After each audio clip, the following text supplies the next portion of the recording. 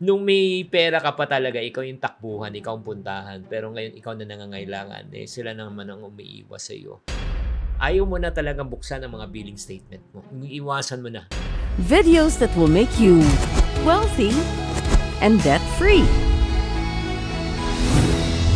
Naharap ka na ba sa matinding pagsubok sa buhay, lalo na sa kaperahan? Ano kaya ang mga senyales para malaman po talaga natin na alanganin na tayo pagdating po sa babayarin? Hi there, this is Chinky Tan, your pambansang wealth coach. Sa video na ito, pag-uusapan po natin kung paano natin malalaman, number one, at saka yung negative effects po ng mga financial stress. Okay mga friendship, ito lang true story to. Mag-uumpisa muna ako sa sarili kong storya na talagang umabot na rin ako sa punto ng buhay ko during that time when I was still starting. I was really financially stressed at dumaan ako sa matinding financial challenges. At during that moment talaga, ang daming negative effects po na nangyari po sa akin. Number one, syempre, nalubog ako sa utang at nagbabayad po ako ng interest.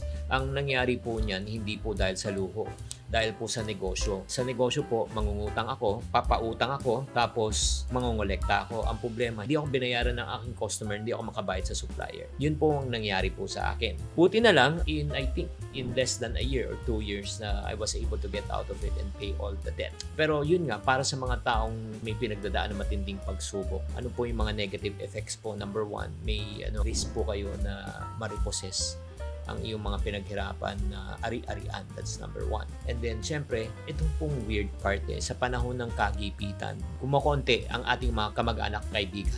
Diba? Nung may pera ka pa talaga, ikaw yung takbuhan, ikaw ang puntahan. Pero ngayon, ikaw na nangangailangan, sila naman ang umiiwas sa iyo. And if you are already in this stage, magkakaroon ka ng emotional stress and anxiety, which I also experience.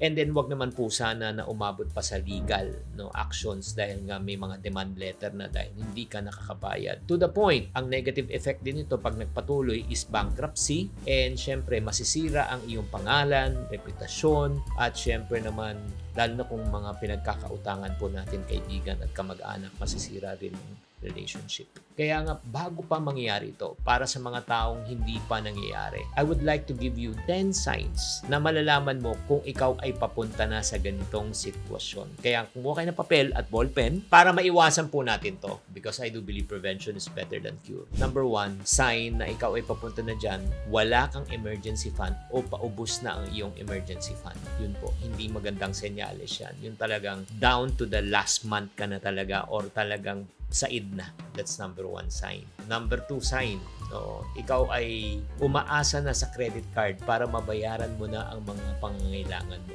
So, ang ginagawa mo, ginagamit mo na lang yung credit card para hindi ka talaga mapang-abot, lalo na sa mga groceries, utilities, kasi wala ka nang pera.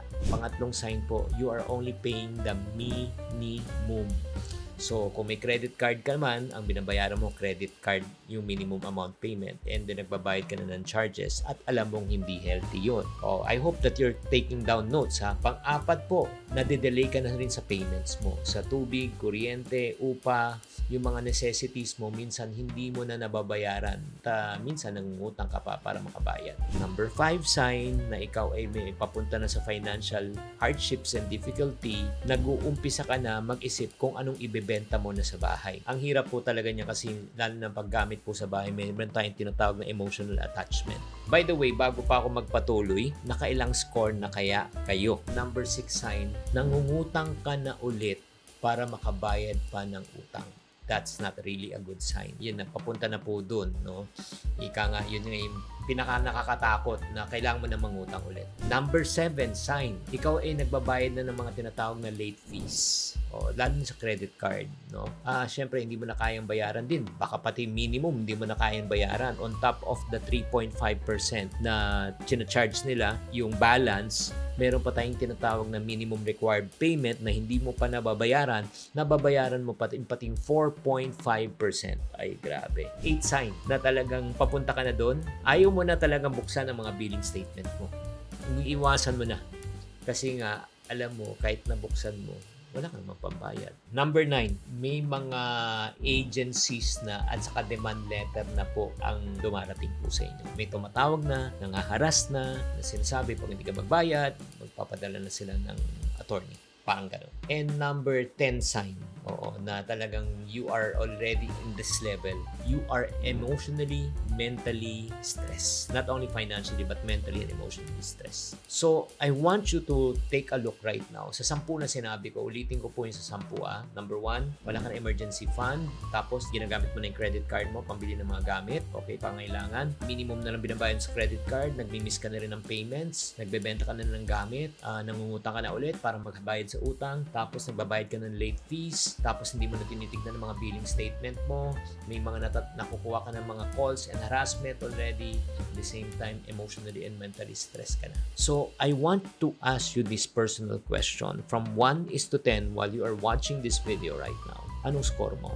Alam mo, the higher your score, the higher your stress level. So, kung present yan from 1 to 10, nasa bandang 8 pataas ka, kapatid, kailangan mo na talagang humingi ng tulong. Yes. Huwag mo nang sa sarili linin to. Alam mo kung kaya mong ayusin to, naayos mo na to. Humingi ka ng tulong, pagkatapos, hindi ka mangungutang, sasabihin mo sa hingan mo ng tulong, tulungan mo ako kung paano ko maayos to. How can I create a financial plan? Probably you just need to talk to a financial counselor or an advisor to help you navigate this situation. Bakit po? Sometimes you're too close to the tree. You hug the tree, you don't see the forest. So I hope in this session of ours, I am able to enlighten you. Whether you're here in the Philippines, province, or abroad, sana man magising ka sa katotohanan na kailangan harapin mo na ang problema. Pag iwasan mo itong problema na ito, hindi masusolve ang problema, lalaki ang iyong problema. Sana man nakatulong tong episode na ito sa inyo. Kung ito ay nakatulong, hingi lang po ng request sa inyo, like, subscribe, at mag-comment kayo. Comment kayo kung anong pinagdadaanan nyo ngayon. I would like to hear from you guys. Thank you very much. Tatandaan, parati kong sinasabi, tamang karunungan, tamang disiplina, ang susi sa pagyaman.